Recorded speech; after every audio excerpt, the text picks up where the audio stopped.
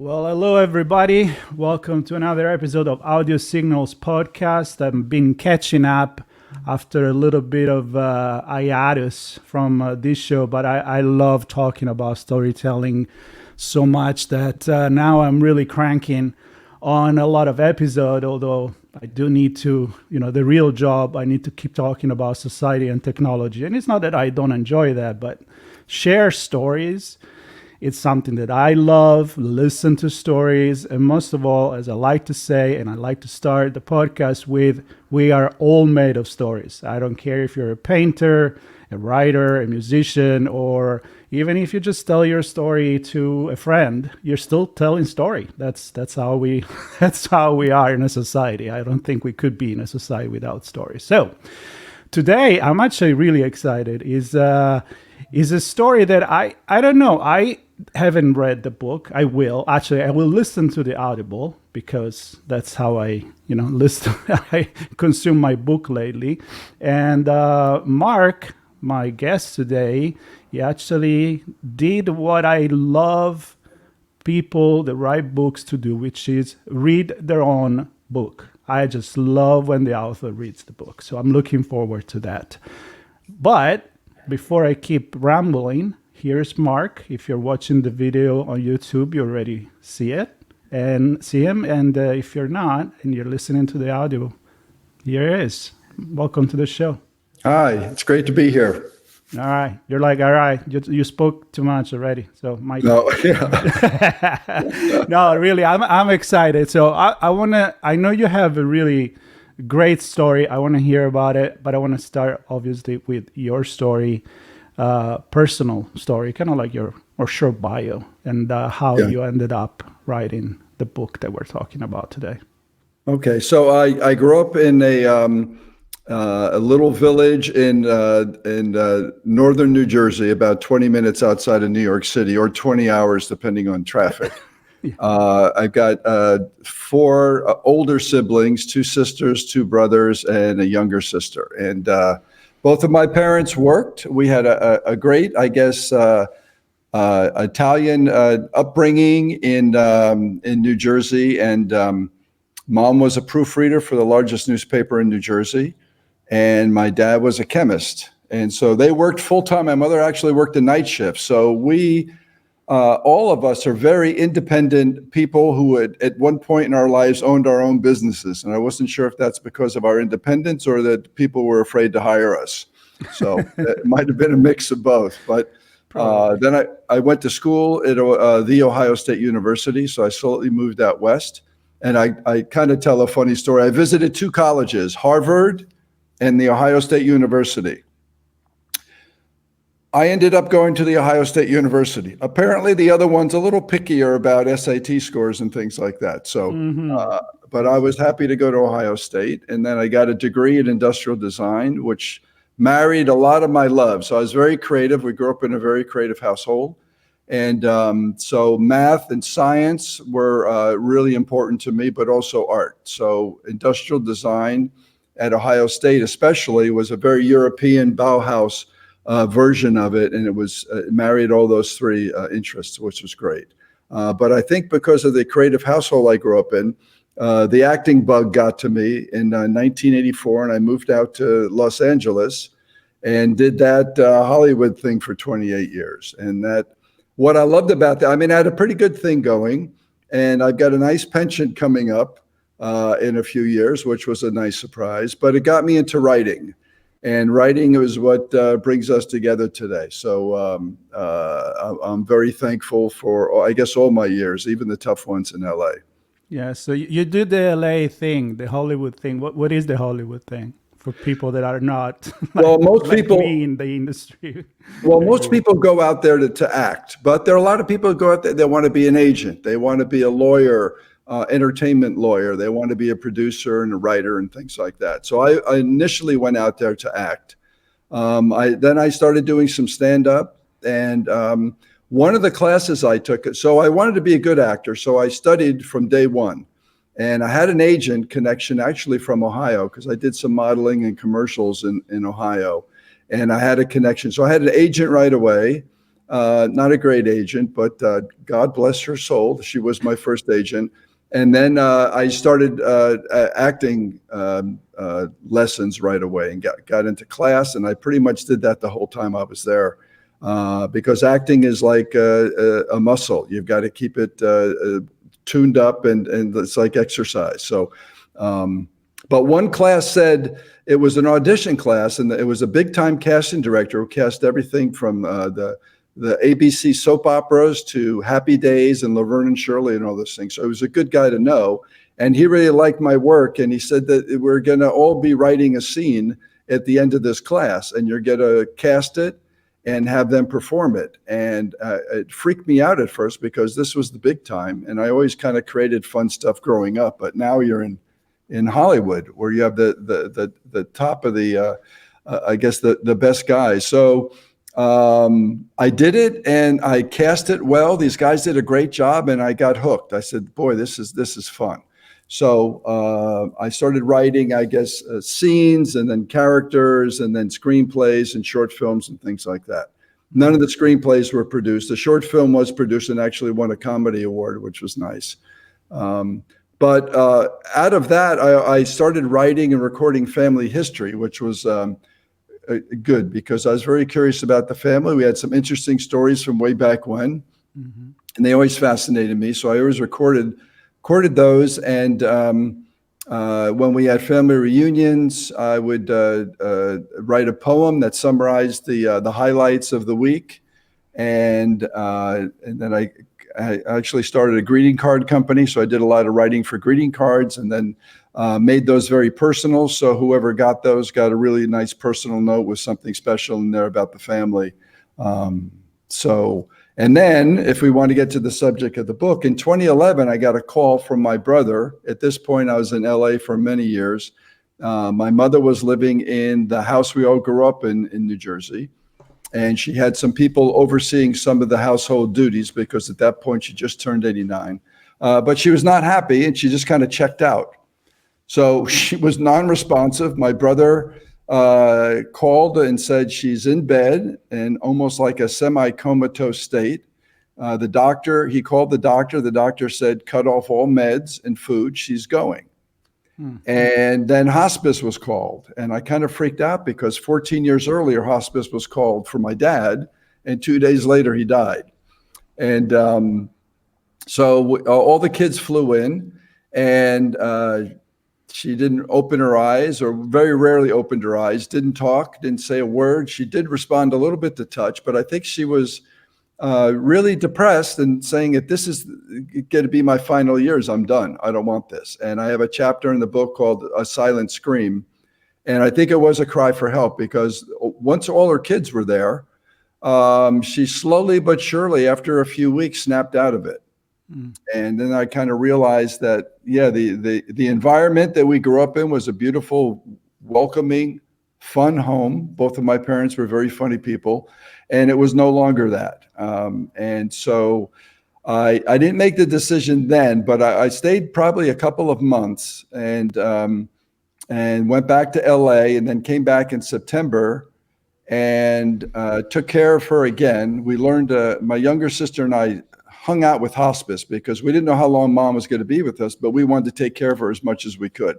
So we learned how to do all the tips and tricks that they do, changing the bed with the helpless patient in bed, changing the diapers, taking care of any kind of medical needs and things like that. So I think mom sensed that we were doing this and she slowly and surely snapped out of it. And I realized that she deserved better.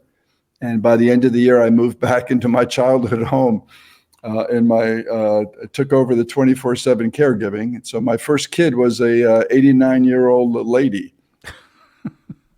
Well, it's like when I was reading the synopsis of the book and the comment that you're getting from people that read it, it seems to me that all that you have done, and obviously, I mean, we are who we are in a certain point. And we probably, when you get to a certain age, you've lived at least a couple of different lives, if not more, meaning different business. Right. You've done this, you have done that. You had like your moment. And that's great because this is what make us become who we are.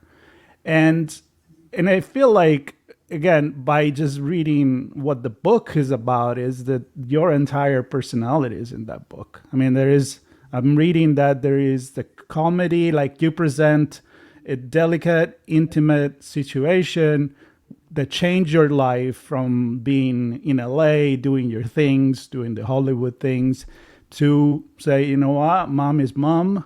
I'm Italian, so I think that way, and you did that. So, after all these experience, what prompt you to say, hey, this is a story that is worth to share?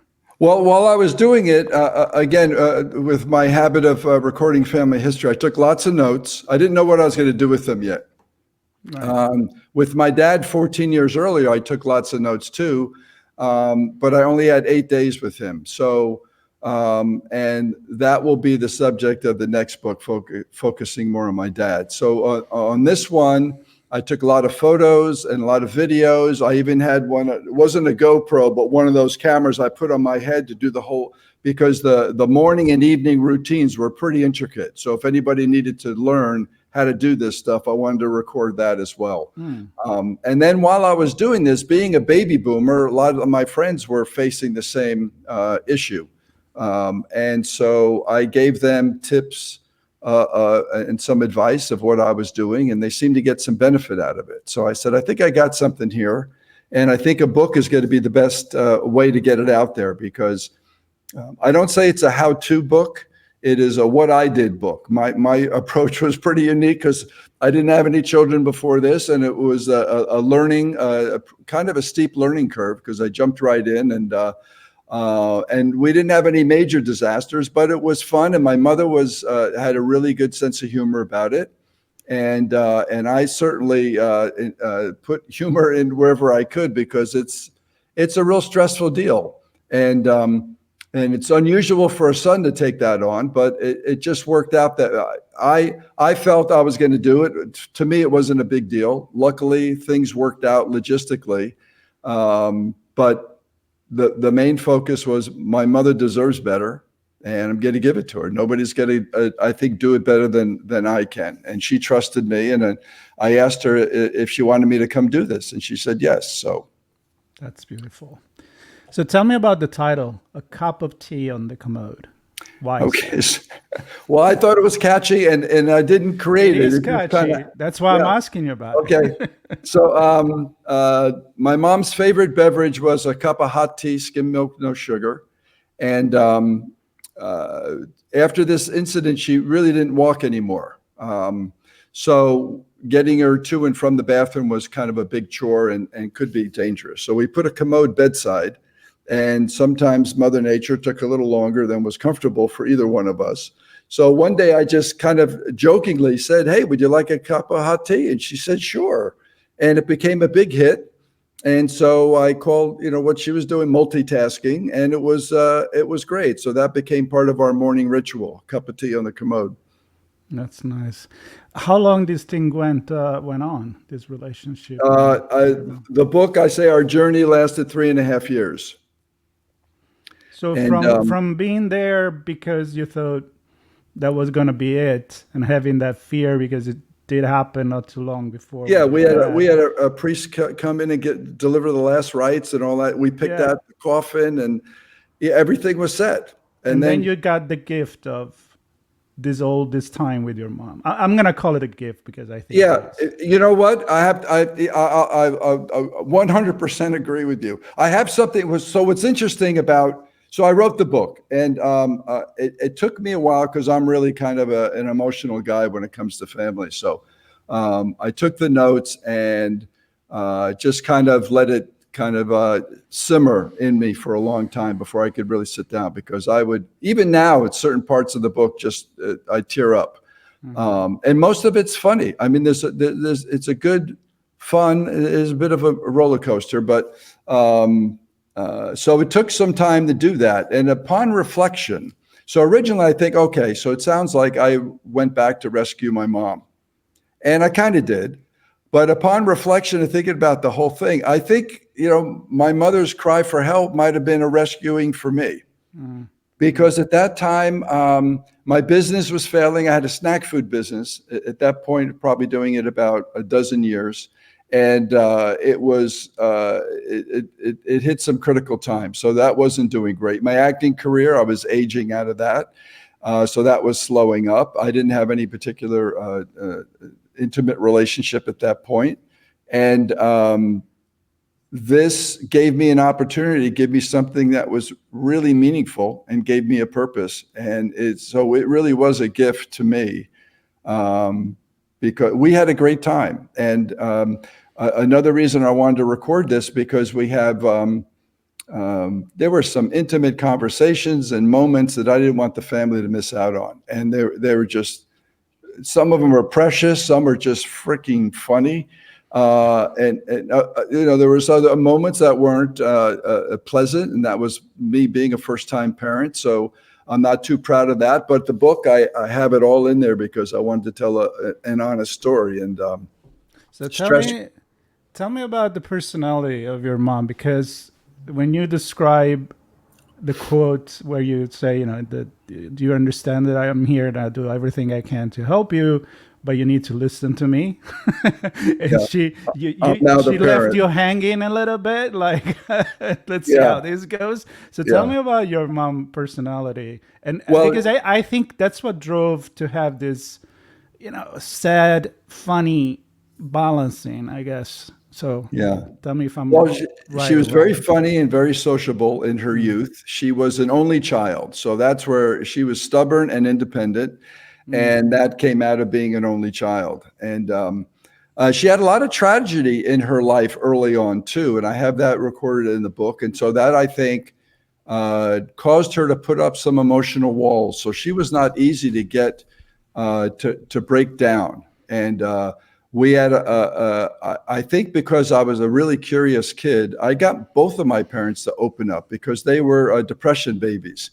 And you put on a hard exterior, and it's tough to get through. And so both of my folks were like that. And they don't talk about pain or their struggles or anything like that. They just keep moving forward. And I got them both to open up with really special moments. And I wanted to share those with my siblings, especially because I don't know if they knew these things. They read the book, and I'm sure there was a lot of new revelations in there for them.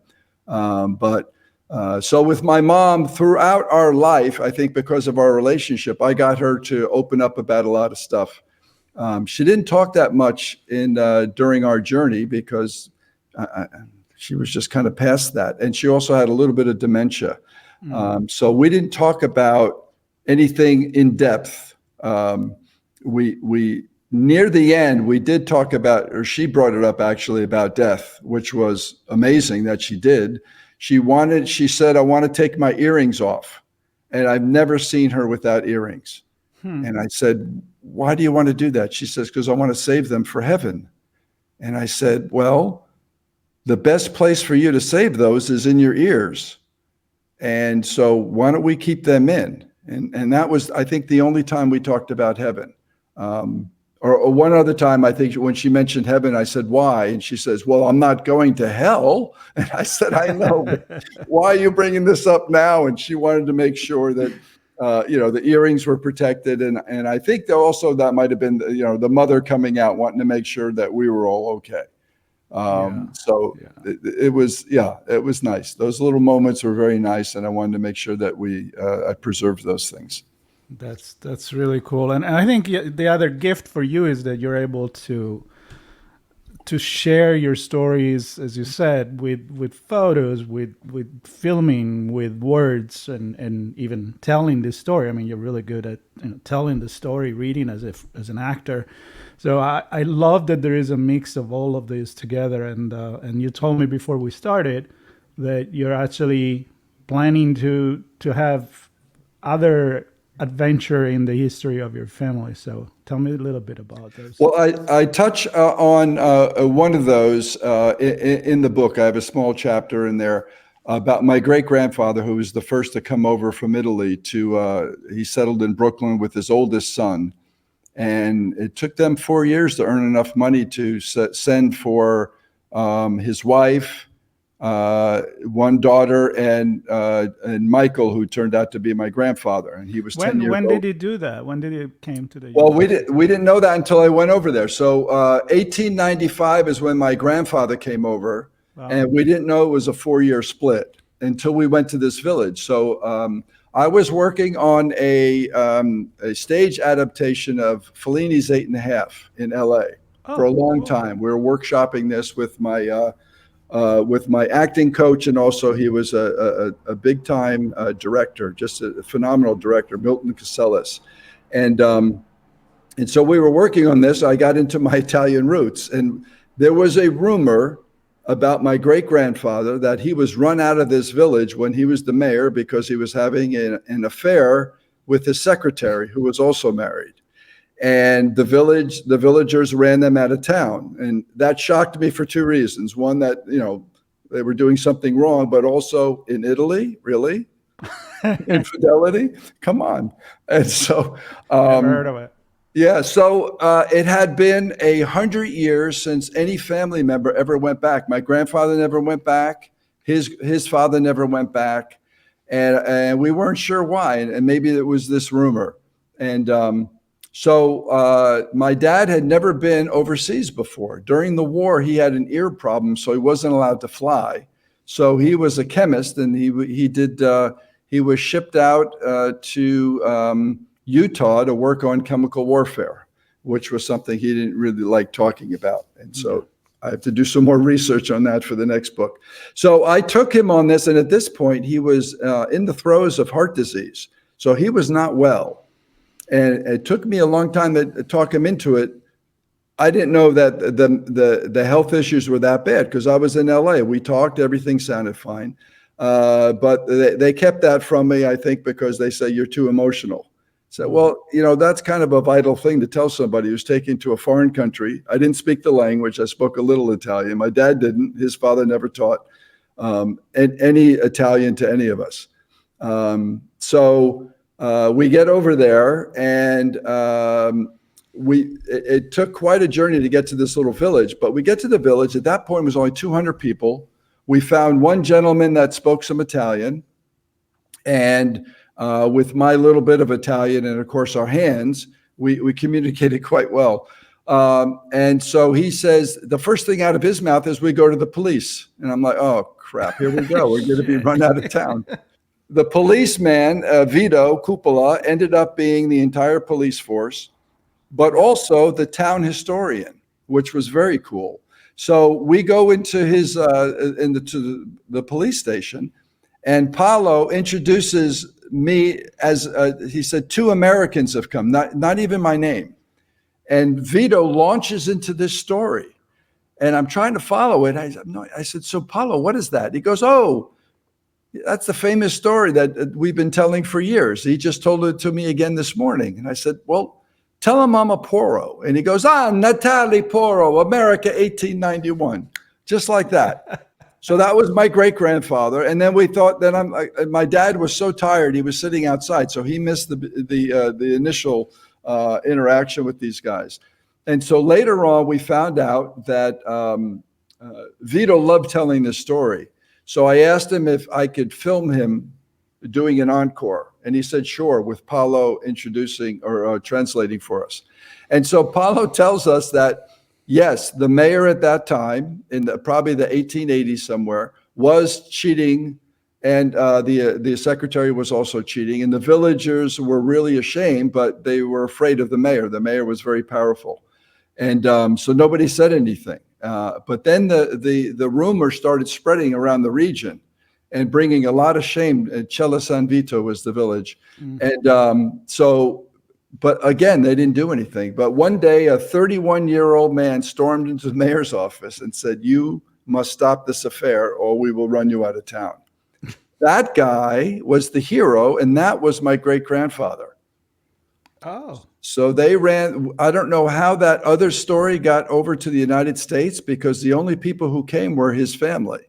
But somebody, maybe some distant relative passed this along. So my great-grandfather actually was the hero, and that's why they, at that point, telling this story for over 100 years.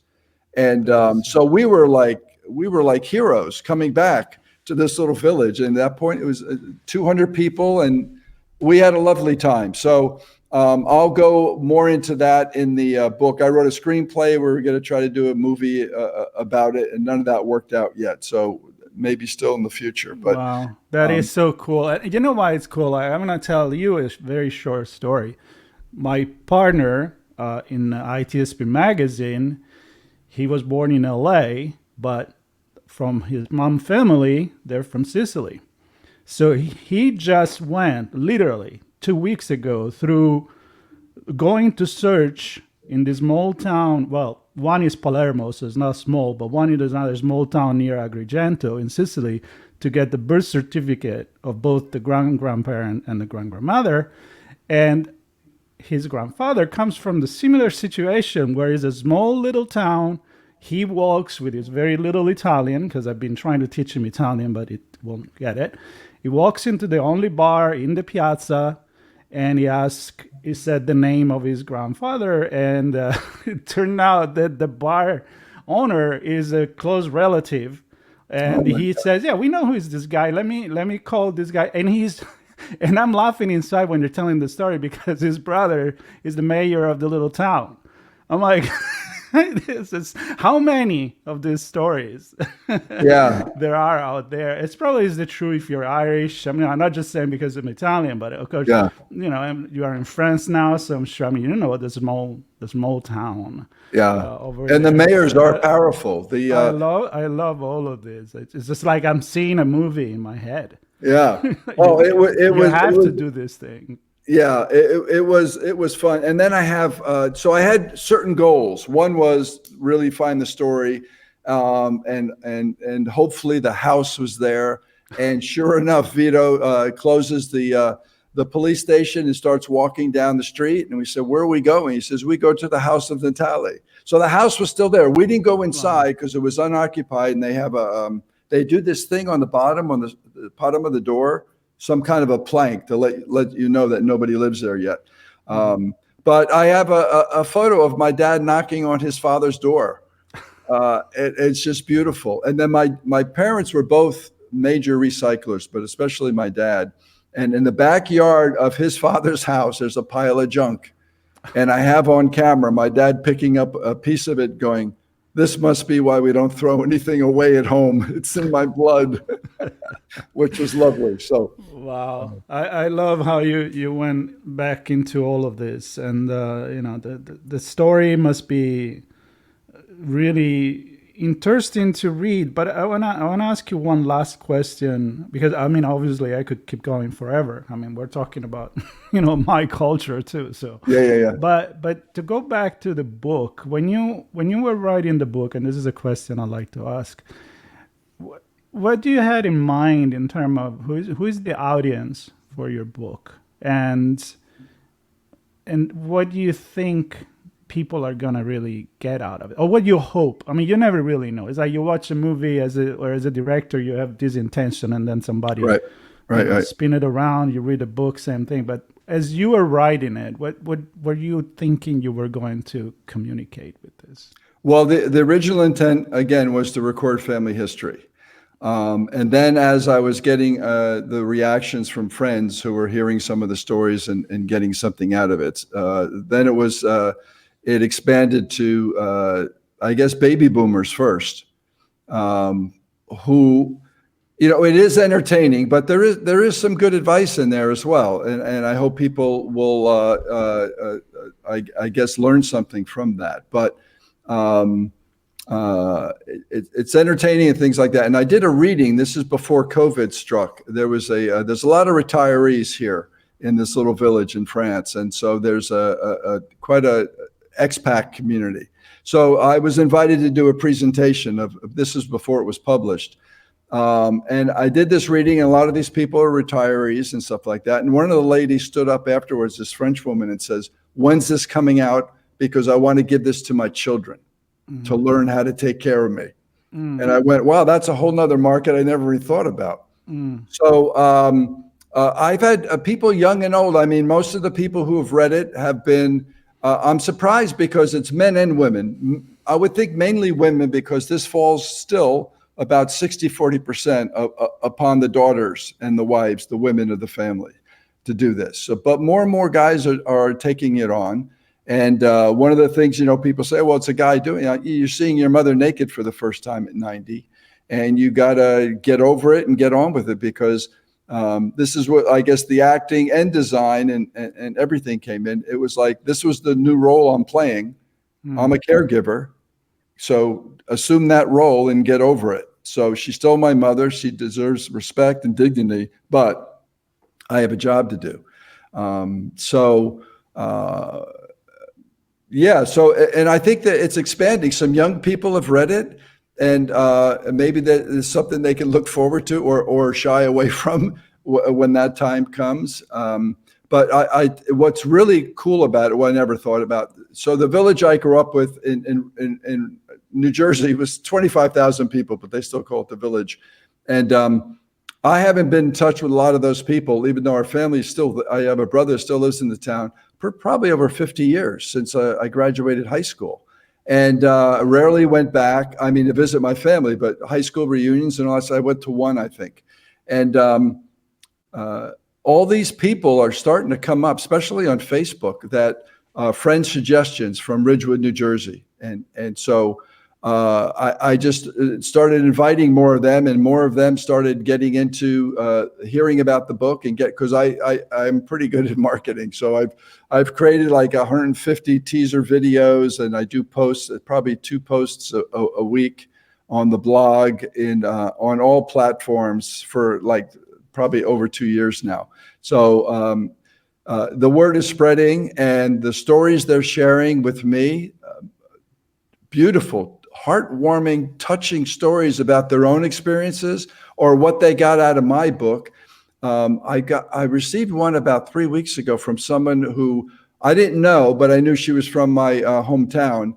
But she found out about it on one of those sites, and so she told me, she's taking care of her mother and things like that, and she hopes the book is going to be helpful. She said, and then she'd say, I read it once, I can't wait to read it again to see, what I can learn from it.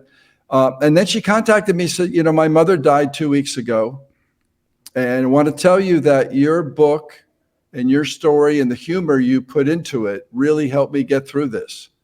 And that just killed me.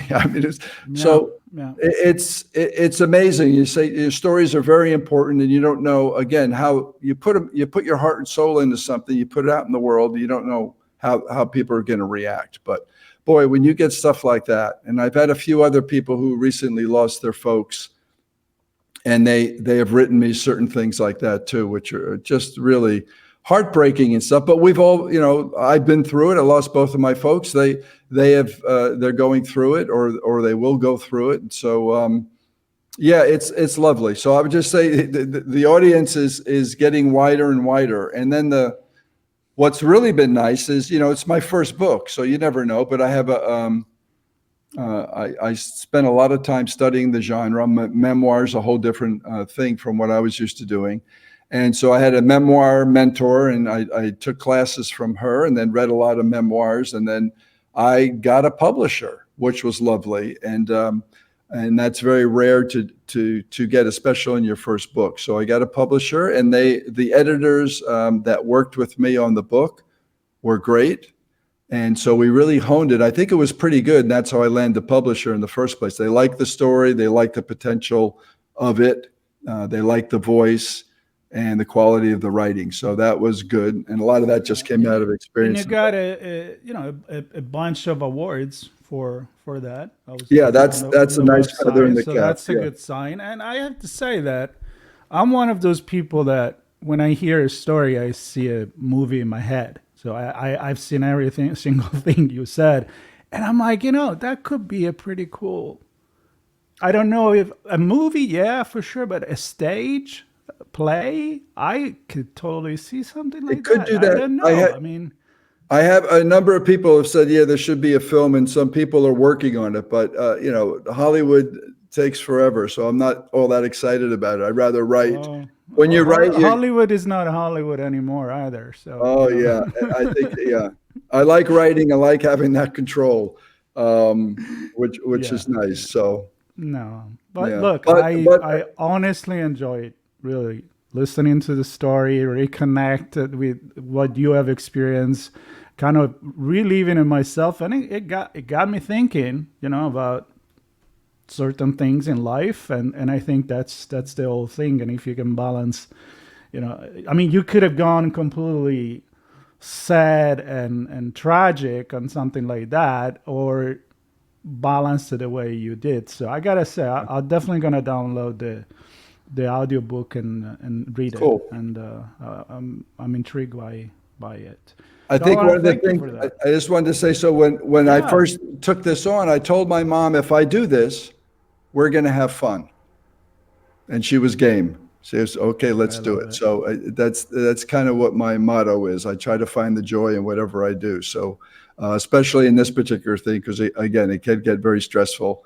But if you go in with that attitude, I'm going to make this fun and I'm going to find the joy, and it makes it so much easier, especially for your loved one as well. And to have something that is gonna keep all this memory alive, because every time you talk about it, every time Yeah, somebody mom's still mentions here, the book. which is lovely. Yeah. Exactly. With those hearings in heaven. So Yeah.